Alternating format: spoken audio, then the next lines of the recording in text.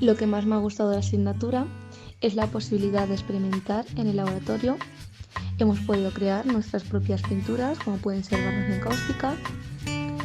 También nos han dado mucha libertad de posibilidades para hacer la obra final respecto a soportes, materiales, etc. Otro punto a favor es la fusión que tiene la asignatura con la tecnología.